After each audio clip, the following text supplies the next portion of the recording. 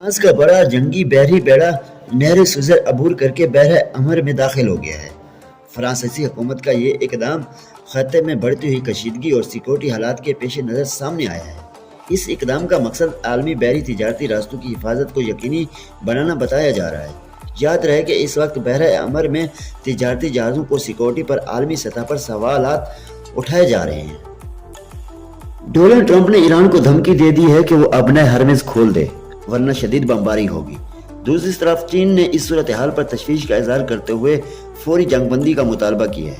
چینی وزیر خارجہ کا کہنا ہے کہ صرف بات چیت کے ذریعے اس مسئلے کو حل کیا جا سکتا ہے۔ یہ بیان ایک ایسے وقت میں آیا ہے جب خطے میں جنگ کا خطرہ تیزی سے بڑھ رہا ہے۔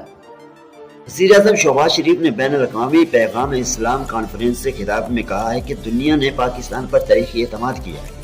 انہوں نے واضح کیا ہے کہ پاکستان خطے میں امن کے لیے اپنا کردار ادا کرتا رہے گا۔ وزیر اعظم کا کہنا تھا کہ سعودی عرب کے ساتھ دفاعی معاہدہ حرمین شریف کے تحفظ کا عزم ہے، جبکہ کشمیر اور فلسطین کی حمایت ہر سطح پر جاری رکھی جائے گی۔ بھارتی وزیر اعظم نریندر مودی اور وینکیا نامی صدر کے درمیان نئی دہلی میں اہم ملاقات ہوئی۔ دونوں ملکوں نے دفاعی تجارت اور ٹیکنالوجی سمیت 13 مختلف شعبوں میں نئے معاہدوں پر دستخط کیے۔ ملاقات میں باہمی تجارت کو $20 ارب تک پہنچانے کے بڑے ہدف پر بھی اتفاق کیا گیا۔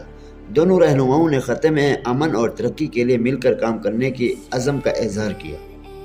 چین نے ایران کے پرامن جوہری حق کی حمایت کرتے ہوئے جنگ بندی اور مذاکرات پر زور دیا ہے۔